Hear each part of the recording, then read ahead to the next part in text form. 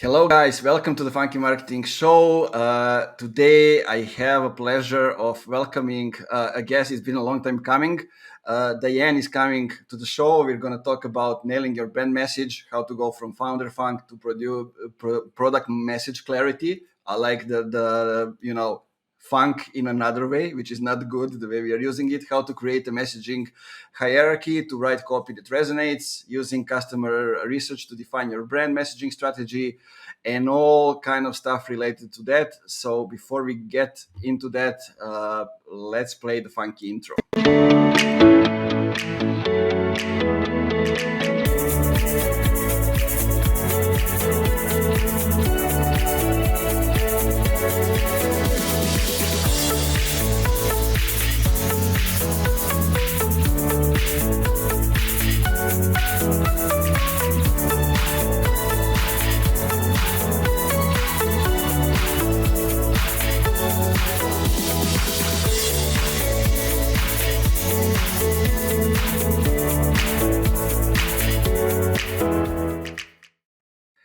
Ooh, gotta love that sound. Diane, welcome to the show.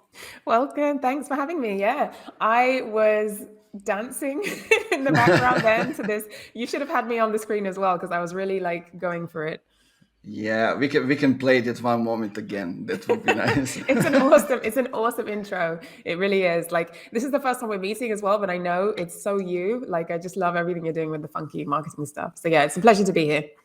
Yeah, it's kind of interesting because we basically just found the intro. We just added a thing or two, and then based on the intro, we actually found a theme for the website, and we didn't edit the theme that much. It just as we found it. So yeah, I think we still need to remove some photos because they are from the theme, but it looks awesome and it's good.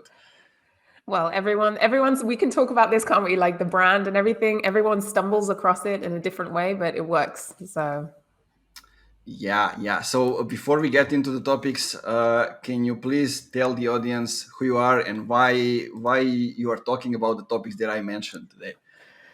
yeah, sure. So yeah, I'm Diane Wiredu. I am a brand messaging strategist and a conversion copywriter. So I work mainly with scaling kind of growth stage B2B SaaS digital service companies. And I help them kind of simplify their messaging so that they can get more out of their marketing, attract better fit clients. So the work that I do is kind of split into two camps, although I'm spending a lot more time on the brand messaging. So that's the foundation. So really, particularly for B2B, it's becoming so much more important now, with like the market saturation. You can't compete on features, particularly. That's why I help SaaS businesses with that so much. So I help kind of small scale marketing teams and founders get clarity on them. Is it their messaging, their positioning, how to talk about what they do?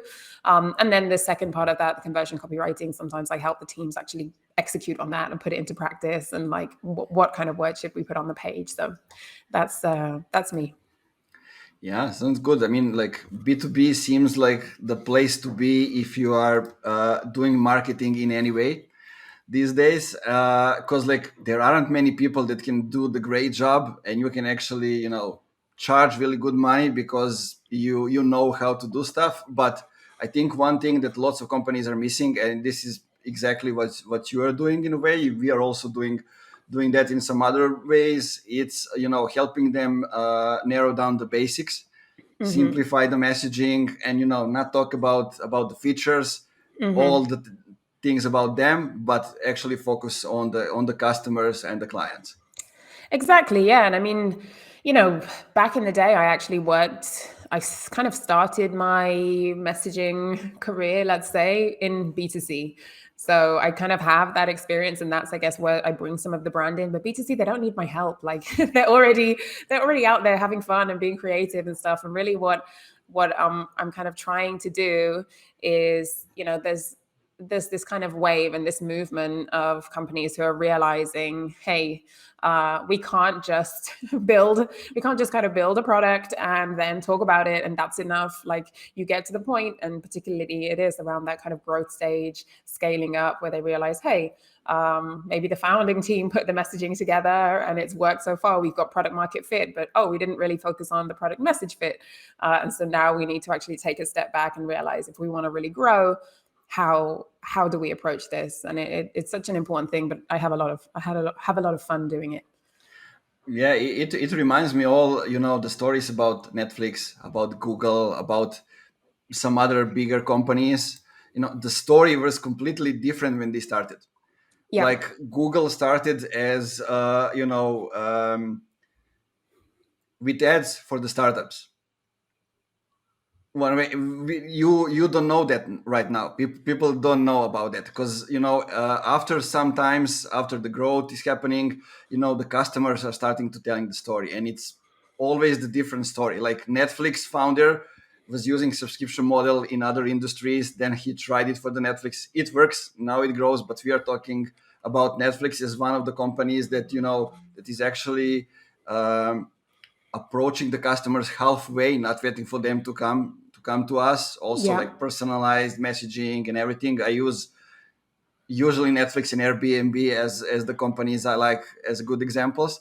So let's talk about it. Usually they come up with exactly the example that you said. They come up with a product, they nail the product market fit, and basically that's how the growth happened. They need to get more people into the company, and they don't think about, like, who we are, what's the story, what it's like. Like, we are here to solve the problem, right? We are solving the problem, and that's all we need to care about. But what happens when they found out that there's more thing to be done here, and how do you see that? Yeah, I agree. It's funny because you gave really great examples of Netflix, the Airbnbs, the big companies. And it's interesting because they're the big dogs. They're almost the anomalies, right? And I don't know about you, but particularly for me, I work with much smaller B2B companies. They could still be enterprise, right? But really, we're not talking about that kind of scale. And often when we look at our brand messaging and marketing and look what other people are doing, you cannot copy, you cannot use those as a benchmark. Like you said, their messaging has changed because they have how many millions of customers. So when you are a kind of a small team, or you're in tech B2B, and you have to kind of approach this from a different way. And one of the things that I've noticed is we all instinctively know, okay, product market fit is important. Like, it almost goes without saying. It's like, okay, teams know how to validate an idea, get their idea out there, and then it's almost like, okay, we should iterate this, just iterate and get it better, and then that's enough. But then there's a point that comes that you realize, okay, well, maybe we're not talking about this in the right way for our customers. Maybe it doesn't resonate. And so big companies can do this work earlier rather than later. Yeah. But at some point, it doesn't matter if you do it right at the beginning or part way, you're going to reach a block, and then you have to kind of do that work. So that's when I kind of come in and tend to help, founders or small marketing teams actually take a step back and look at, okay, well, what is our messaging now? How do we want to sound, and what is the way that we're talking about our product and our entire brand? What's the image that we're presenting? What do our customers think? How are they speaking about us? Like, what's missing, and kind of bridging that gap. But you're right, it generally kind of starts with the story. That's where I start anyway, in kind of clarifying your brand message, really starting with what are you really all about? To nail the product messaging, you need to kind of nail your brand messaging first. That's the foundation. So we always start with the story, start with the vision. Even within B2B, I do truly believe that, every company doesn't exist for no reason whatsoever. There's always some kind of change that you're trying to make. And often when you're chasing, MRR, and you kind of get, you get stuck, but really when you bring it back, there is something, and that's a really great foundation. And then we kind of build in, okay, holistically, this is what we're trying to achieve. Now let's cross-check that with the audience. And that's really where the customer research part comes in to my process of, okay, well, validating that message. Because I find that brand messaging or messaging can sometimes feel either very fluffy and very wishy-washy, or it can feel very, hey, data-driven and we're chasing conversions. And the work that I'm trying to do, and I think is the best way to approach it, is bridging the gap, because all messaging, you have to have some creativity. Like not everything can be built on data, but then it has Yeah. to be very customer informed. So Yeah, and it's not easy to extract the change, to find the change, or especially if the company has never thought about it. Like I had a company that approached me because they exist for 29 years. It's all engineers, like team of 16 engineers. They are doing really advanced stuff. So and merging hardware and software, industrial engineering, those kind of stuff. And then like for 3 months nobody applied for a job for a front end developer, which is like the hot position right now. And I asked them, who did you work with, what kind of stuff did you do, and they told me, we work with General Electric, with Samsung partners, with those kind of wow. companies. And I asked them, okay, so do you tell that to the potential clients, to potential people that will work for you? What do they say? And she said, like, they don't trust us, That's because really interesting. there's no proof of that anywhere. They just maybe log on the website, but that's it. And and basically people don't know about them. They don't know that they exist for 29 years, which is Yeah. a really long period of time, the whole lifetime. And when I wanted to get to the core of the things, what is the change that they are bringing? Because like, okay, they are doing outsource, but they are actually don't consider themselves as outsource company. They consider themselves as partners for the companies. And now it's like, okay, but you're still outsourcing. We can communicate it differently, but that's it is. What is the change that is happening over there? And they're like, well, we are flexible. And I'm like, that's not the change. That's who you are. Let's talk about you, and let's not start with talks about, because they've never been talking about anything else. Exactly. And sometimes it's really hard, sometimes it's really pain in the ass, and sometimes the company just nails it down. They give you, this is who we are, boom boom boom, this is the change that is happening, we know what it is, we get in there. Yeah. Yeah. I mean, it's really interesting, isn't it? Because there are so many companies that have a really strong positioning, or they could have a really strong positioning in the market, but that's one thing, right? That's just step one. And you need to be able to relay that to what your customers actually need in a way that matters to them, and show them in a way Yeah, that they care about. And so, it sounds like, with that client, if you've done some of that customer research, you go out, speak to the customers, and the feedback comes back that, hey, there's some lack of trust here, right? We don't have those trust signals. We're not really sure. And then you can combat that not only just on a kind of product messaging level, but also on a brand messaging level, right? And so maybe one of the core pillars for this company, if that's the kind of feedback that you get, is really that idea of kind of legacy and trust, and building that in, because it's something that perhaps no one else has. And so yeah, sounds like a really great example of where that customer feedback can really kind of feed into, well, what are the pillars that you kind of rely on. So yeah, I love that.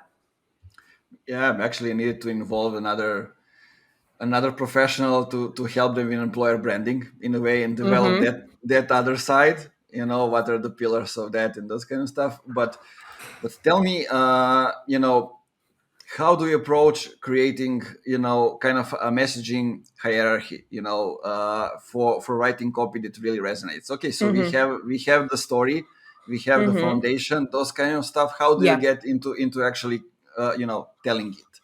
Yeah, it's a great question. I mean, that's the next part of the equation, isn't it? So once you've got all of that foundation, we know who we are, we know what we're talking about. I think this is really one of the key things that, when teams are trying to get like fastest speed to market, often they kind of skip this stage. And really your messaging hierarchy kind of answers the question of, which messages should go on the page where, right? So it's just the order of messages should appear on the page to convince your reader or your prospect to take action.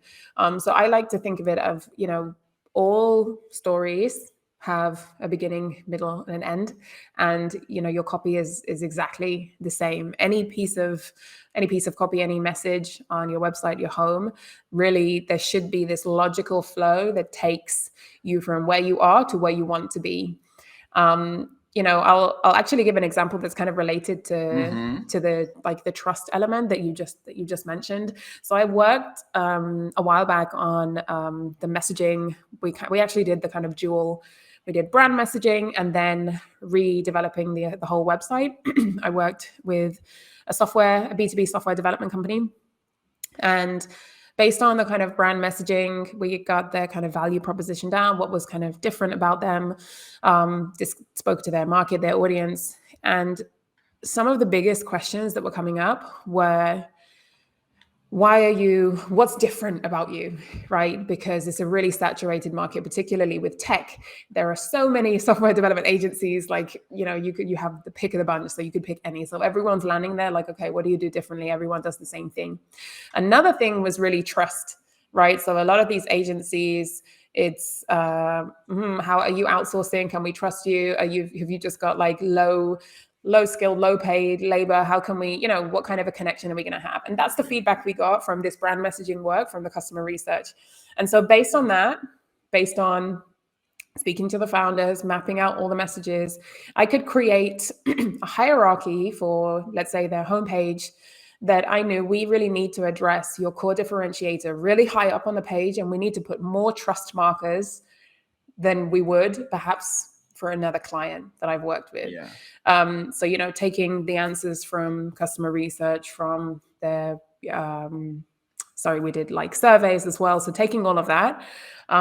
So we included a lot of social proof, right? We included as many forms as we could. We led most websites, we led with testimonials that spoke to the pain points really high up on the page. Like on the homepage, we go from the hero straight into a testimonial, and it's one that you can't ignore. It's really in your face, because that was what was important that people needed to hear to get from A to B. So I think that's a really great example of, the order of that messages need to sit on a page is really informed by where your customers are at in their buyer journey, how aware they are with your product or with your service. So obviously that also depends. Are we talking about a landing page? If so, what's the message from the ad? Are we talking about a homepage? Where's your traffic coming from? But it's also what kind of fears and hangups do your customers have? What kind of market saturation is going on there? How much education do we need? And answering those questions will really inform you. This is why I hate templates and this is why I hate this stuff and websites that just all copy each other and look the same, because you can't copy someone else's messaging hierarchy. You really need to build your own, because you have to approach it in a different way.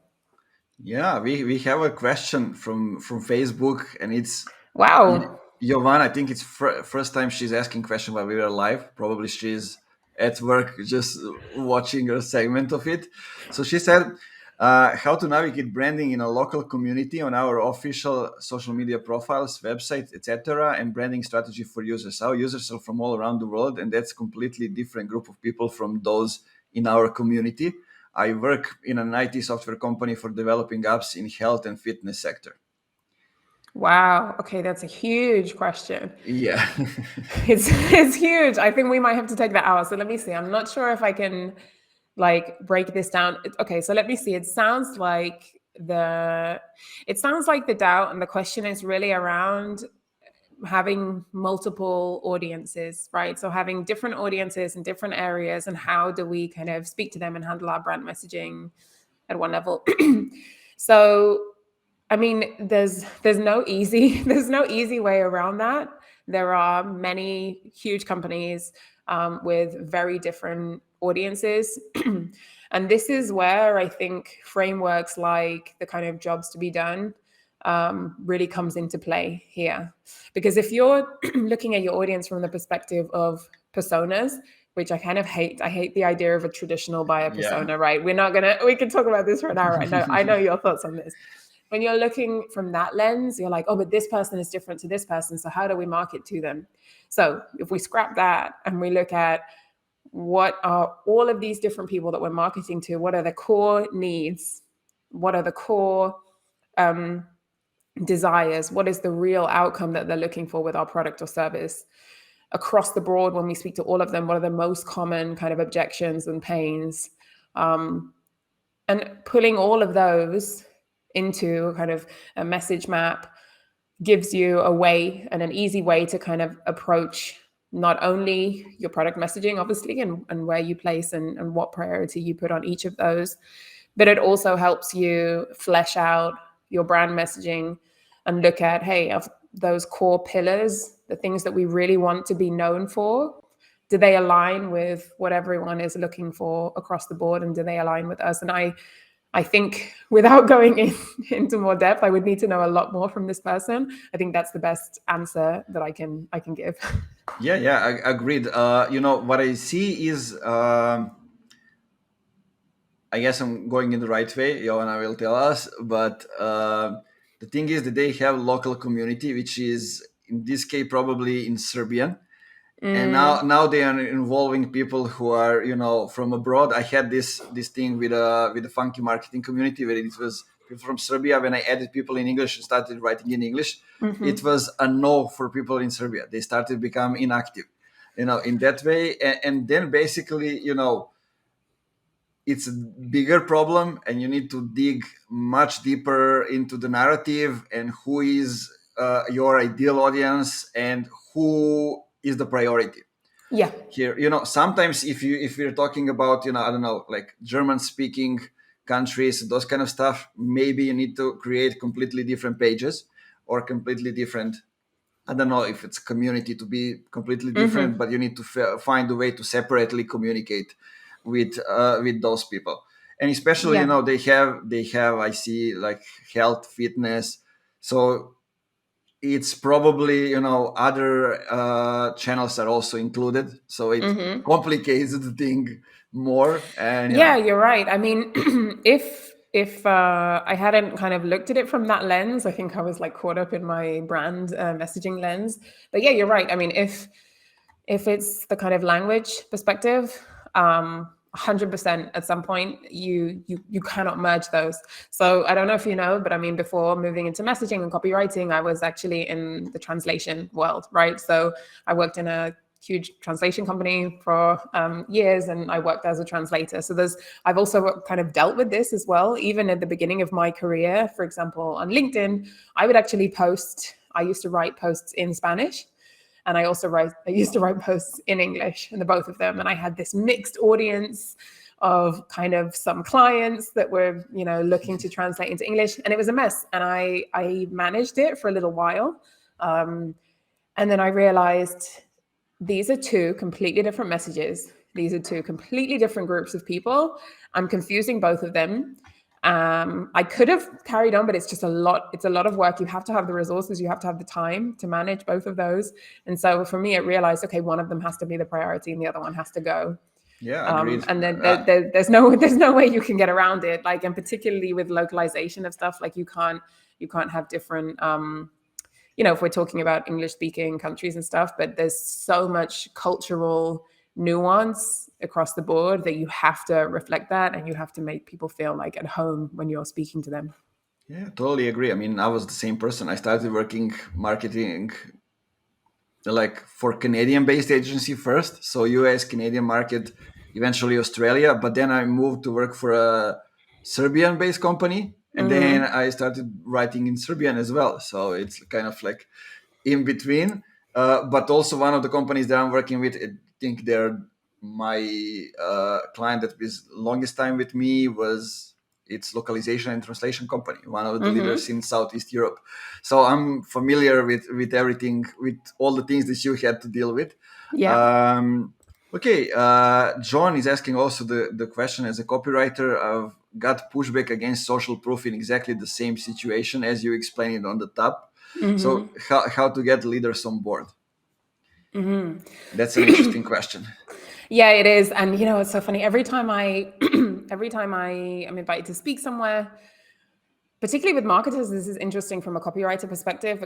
Marketers always ask me, how do I get buy-in? Like, it's always the biggest question. It's like, we know, but it's not really how do I do it. It's just how do I convince someone? Yeah.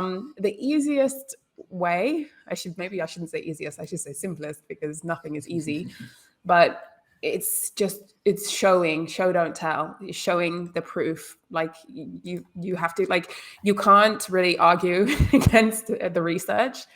And so for me, the way that I work, obviously, it's a little bit different. I'm an external pair of eyes. I'm hired for that reason. And I come in and I kind of bring a fresh perspective. I kind of analyze all the materials. And so I present them in that way. But for this particular example, before kind of moving in, I have different touch points to make sure that I get buy-in in any project. One of the first ones is, after carrying out all that research, there's the kind of research insights, the kind of summary of those messages in the groups that I was talking about. So we're looking at those core pain points, looking at the core needs, desires, etc. And I pull that into a kind of high-level research summary. So, hey, this is who we spoke to, this is what we saw, and these were those themes. And so that's my first touch point that I can say, hey, can you see how many times people are mentioning things around trust, right? So this is really a core issue. And I kind of show them clearly the priorities of where I need to focus in the messaging. And then the next step, it goes back to that messaging hierarchy, is because of that, because of all the research, because of what we've seen, because of the pain points that your customers are experiencing, this is what I suggest. And I always kind of walk my clients through why we're putting each message on the page, and walk people through the flow. Because if you use something in isolation, say, hey, I want to slap a testimonial at the top of the page just because we need some social proof, boom, that's not enough to get some buy-in. I need more information. I need to see where this has come from, and I need to see how does that fit in. Whereas if I walk you through and I say, hey, because your messaging wasn't clear, we're going to start with who you are, what you do. That's why then the next thing that your prospect is thinking is, okay, but have you done this for other people like me?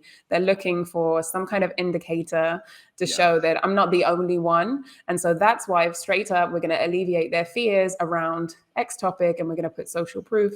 And then we're going to move into, I think it's walking through. So I would suggest to John, I think this copywriter, to build out just a very clear, very simple hierarchy of the flow, the messaging structure for this page or whatever asset that you're working on, because it's a lot easier to kind of talk through to a client the whole flow rather than one piece in isolation. Yeah, I totally agree. I mean, that's the moment when you need to back up what you're selling with data, with the research. And, if it's something else, I would say, sure. I mean, that's why you have the personal brand. That's why you have side projects, that you can show that something is working and don't waste their money, but show it on your own example. But it all depends also who is the leader you are talking to. What's their background? Are they engineers and look everything like solving a specific problem, or they are they have the marketing background or something else? That's also something that gets into the whole situation, into the whole equation, actually. And everything's a test. That's what I say. I always say that, we as marketers, copywriters, brand specialists, we have all these discussions, but nothing is final till you throw it out there, and the customers will tell you. Once you get the data, they're the ones who are going to tell you, yeah, this makes sense. I'm spending more time on the page. You're getting more people contacting you. So the only thing you can also do is just kind of press publish and get the feedback and validate and then iterate. Yeah, I have a good example related to that. One of the companies that I've been working with, a startup from Turkey, User Guiding, we can even name them. They were basically, it's user experience and onboarding, no-code tool. And what they didn't know is how are the customers seeing them. Like what are they for? Who are they for? How are they calling them? So they are doing lots of calls, like product is calling customers to ask about the product, how they're satisfied, all those questions. customer success is also doing that. They're recording the calls, and what they have found out is that people are calling them with lots of different names and using them from lots of different stuff. So they figure out, okay, we can Interesting. actually go after more categories. We don't need to focus on just one. So that was kind of the eye-opening thing, and I think that's one of the questions that we can mention. Like, I see so many companies that they don't know how the customers or the clients are seeing them. Like, how do you call our service? How do you Yep. call the product? Those kind of stuff. And if you have never asked them, probably there's a chance that you have no idea about it. Yeah, 100%. I love that. I mean, that's one core piece of my process is, I pretty much don't take on any projects where someone doesn't let me speak to their customers. Like, if you're early stage and you don't have customers, that's a whole different piece. But I will always, I prefer customer interviews as well to surveys because I like that qualitative. I like listening to the answers. And, I have so many like documents and templates with a bunch of questions that are really useful. And like one of the things that I always end a question I always use is, how would you describe funky marketing, the service they offer? Yeah. How would you describe this tool to a friend? And when you compile all of those answers and you hear, it really gives you an indication, one, into the positioning and how they're using. I'm actually wrapping up a project for a kind of customer insights and research management tool right now. We're working on their brand messaging. And some of the feedback from their customers is leaning a little bit different to kind of positioning, their old positioning, and they're trying to shift it. So it's really interesting to see that and say, well, what can we do? Because they're talking about it from one aspect of the functionality. We offer something else. But you also get just such great, rich language, and if you see patterns of kind of verbs and adjectives coming up, and you think, man, if everyone's saying this, we need to pull it into the messaging. So I love it. It's my favorite part of the process. Yeah, that's you got me thinking into about the things that I'm seeing. Lots of companies are kind of like making, let's call it, mistakes. And it's the topic that I talk with Andrei Zinkiewicz here on the podcast, talking about demand gen, about those kind of stuff. And we kind of mentioning from the start when we're talking about startup versus grown-up companies. And it's lots of companies that are just starting and they are going into the same directions of, I don't know, some companies that are there. I had a situation with a company that wanted to reach Accenture level. So the mistake that they were doing is that they were trying to do the same things as Accenture is doing. So like, because companies often don't realize that those big companies were behaving totally different in the stage when they were smaller. And they don't use their core advantages Yeah. for that stage. So being more flexible, being able to move fast, to implement, optimize things, test things out, and they go to the next level. But instead, they create silos into the companies. Don't let the customers decide if the copy is good or bad. That's Yeah. been deciding into the company, those kind of stuff. So any experience related to that? Yeah, I mean, when you said kind of one of the kind of challenges that you see, I think you're kind of touching on from the kind of marketing aspect and what you can actually do. The companies aren't really leaning into the advantages of being smaller. And I think that it's also damaging from a messaging perspective. It also kind of comes back to this idea of fear, like fear of excluding everyone because you cannot speak to everyone, right? You have to really hone in on this small piece of the pie instead of this huge thing. I always mention that the quotation, from This Is Marketing, Seth Godin says, like, hey, walk away from the ocean and focus on a swimming pool, right? But I say, particularly to my clients who are smaller like growth stage, I say scrap this. Don't look for a swimming pool. Look for a paddling pool, like a really small, like just a puddle. Nice. Like you need to make a splash. Like you need to go really really small. And so one of the challenges and the big mistakes that I see is companies really trying to go too broad, too big with their messaging, trying to please everyone, speak to everyone. Yeah. We are the tool for, executives and managers and directors and teams and just everyone, right? It's just a one-way ticket to obsolete ocean, sameness, same city, whatever. I a while ago I worked with a B2B SaaS company. We're talking multi-million enterprise, right? And they actually told me that their target audience was everyone who used Microsoft 365 or something. Yeah, basically everybody. And I said, okay, let's narrow down. Let's talk in the groups. And they were like, yeah, but we have a lot of clients in logistics, but we also have legal firms. We also work with tech companies, financial companies. I was like, okay, like we need to get narrower. Because really, when I looked into it, I was like, that's actually 2.2 million businesses. Yeah. And I was helping them on messaging around a funnel, but I had to go before I could even go there. I had to go like deeper. I had to look at the company level, because I said, how can you possibly create targeted messaging that resonates with your customers, where prospects land on your website, that interact with you and think, yeah, damn, you guys get me.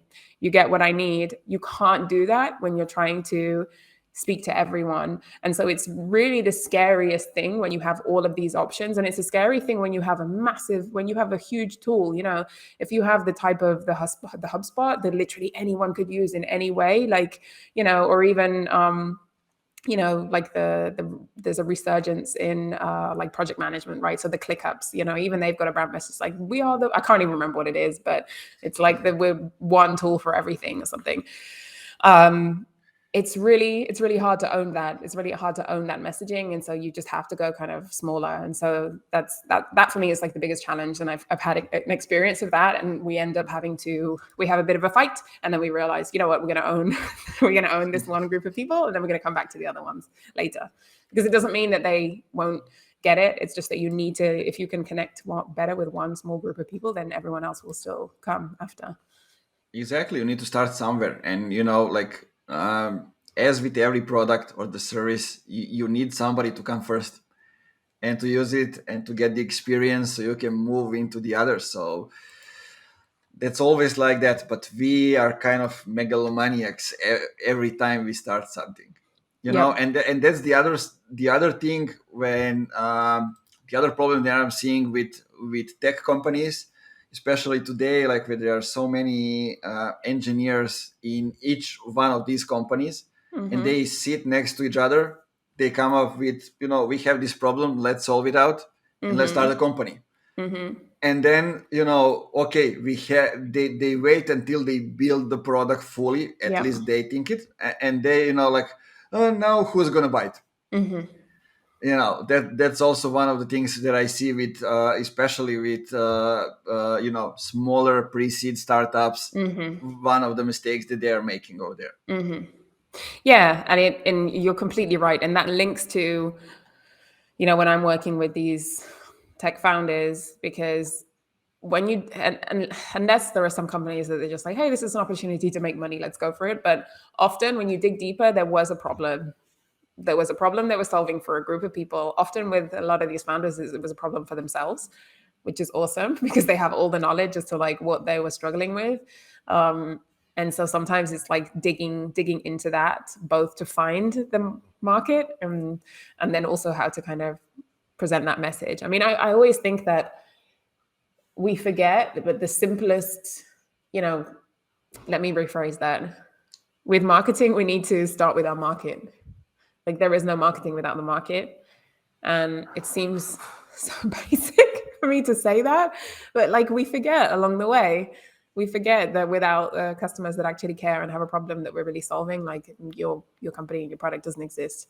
So take it back to Yeah, basics. Back to I was, basics. yeah, I always like to say that, when you have something new, a new product, that you need to create a demand for it, and possibly people don't know that it exists. So like doing surveys, asking people questions. They cannot give you the answer if they don't know that it exists. But they will still. But if it's the real problem, they will still be pissed because you are not delivering the solution. Yeah. That's from B2C. Yeah. And you know what's funny? Just on the topic of like creating demand. So I've got asked this question before, how can we create demand with our messaging? How can we use our messaging to create demand? My answer is like a resounding you cannot. Like, I don't know if other people think differently on this to me, but it's a hill I will die on. There is nothing you can do with your messaging to create demand. I think actually there's a quote from Eugene Schwartz, so one of the old school OG copywriters, who said like the copywriter's task is not to create like desire, I think he called it mass desire, but to channel it, to channel that desire. And it's the same thing, we talk about demand now because we have all these other terms, demand gen and everything, right? But it's the same thing. And you cannot, I don't come in and magically help you create this message and put words on the page that will make people just like drop, like whip out their credit card and they didn't have a need. We need to find and dig into the need and then channel it through our messaging. So I'm really not in the camp of being able to create demand whatsoever. Yeah, I mean, look, like you don't create the change, the big change, the new way. You don't create it. You just, do a research, find if it's existing over there, and then you channel it so company can communicate those things. Exactly. Yeah, precisely. If you build up something that that demand doesn't exist already there, you cannot create it. Exactly. And there is one thing that Juliana Jackson commented, and it reminds me of like the thing that I think it was a tweet from Pep Laya, and it was like he did a research of all those hyper growth companies, and one thing that stood out, all of them had the existing demand. Yeah. I think I read it or I heard him talk about it. And it's just so true. It's the smartest tactic, isn't it? It's like jump on. Of course, you're going to get ahead if you don't have to go through that whole huge education piece, right? Because if you think about it, when I create messaging, one of the core things that I always look at is the customer's stage of awareness. I think we've spoken about this before, right? So again, it's like Eugene Schwartz. This dude is like he's so ingrained in all of my processes. But I've always looked at, okay, well, what stage of awareness from unaware to okay, problem, pain aware, solution aware, product aware, most aware, right? So all of those. And I don't look at copywriting and marketing that we're trying to sell someone when that isn't always the end goal of everything. The goal is to move someone from their stage of awareness simply to the next stage, right? And so when there's already demand, you already start at the top of the scale, so you don't have to fight as much through all of these other stages. So it completely makes sense, not only from the actual kind of product and the marketing perspective, but also from your messaging too, because you start a couple of steps ahead. So yeah, well said. I mean, that is exactly one of the reasons why we have relationship-centric marketing on the website, because when it was demand gen, people were approaching us just for the ads, do the advertising, help them get their advertising strategy to the next level. Only that, like they didn't consider demand gen, all those other stuff like brand, content, offline, organic marketing, those kind of stuff. And it's because like there's a buzz right now, mostly in the US, that demand gen is equal to advertising. And so I said, okay, let's ask people what's going on. And somebody said, I consider you content. Others said brand. Others said something else. And why I so out of it is that we are covering so many different stuff. So it's workshops, it's being a fractional CMO, is actually working on a strategic narrative with the companies and actually helping them get just to the next stage. So basically it's relationship centric marketing as an umbrella over it. Yeah, definitely. It's like we're taking someone's hand and helping them cross the road. Like that's it. It's just small steps. And it was interesting because so many people were saying like, we are all doing relationship centric marketing, and that's true, but nobody is saying it like that. Mm-hmm. And we all know it. And and I'm saying it like this because I ask the clients, I ask Mm-hmm. the people we are working with, I ask on the discovery calls, I get it into the website source information. When somebody Mm-hmm. fills in the form, they say, and that's okay, that's it. I don't care if somebody thinks this is bullshit or whatever it is. I have the clients which are seeing us that way. Let's go with it. Yep. Yeah, it makes a lot of sense. I mean, all of these, there are so many terms. Like, I can't keep up. Like, I stay away from all of the terms. I just leave it Yeah, I'll help you, package that in the way that you need. And all of these branches, we're all trying to do the same thing, right? We're all trying to help a customer make a decision, basically. exactly, That's it. exactly. And I had a problem with that, simplifying things, because like on my level, when I was 2 years ago, I was doing performance, and some things were just logical because I saw them, like not focusing on lead generation, extracting contact, but focusing on relationships, so creating demand, those kind of stuff. But I figure out that for some people it's revolution because they didn't do it any other way, in their careers. So I need to simplify it all down, and to get to that. Anyway, Dan, I know you have to rush, so first thing, we're gonna do this again. Yeah, this uh, was great. Finally yeah, chatting. Yeah, thanks for having yeah, me on. yeah. It's The, been the the second thing, guys, go back now to the beginning of the episode and go into each part, listen to it. Maybe you can even, if you have questions, reach out to Diane, reach out to me. Number three, Diane, where can people find you, find more information about you, get in touch, and all those stuff? Yeah, sure. So, uh, probably the easiest way to get in touch with me is on LinkedIn, right? So I hang out a lot on LinkedIn. So feel free to give me a follow or connect. But if you connect, definitely drop me a message and say hey, so I know kind of where you came from. So I post a lot of content around messaging, conversion copywriting, entrepreneurship as well. In terms of, kind of my brand messaging services for kind of startup scale ups, you can find me at lionwords.com. And I also have a newsletter and a couple of resources. So we'll drop the links so anyone can kind That's of find good. me there if they You, want to you'll be. see how it works when you add her or subscribe or whatever it is. What are the next steps? Yeah, definitely. Cool. Thanks for doing this. Thanks for taking almost an hour for Yeah, that it was and great. It's chatting. flown by. You were right. Yeah, yeah, I told you how it goes. And it's all smiles, all music in the head going. That's always a good thing. I'm glad we had a chance to connect and to chat about things.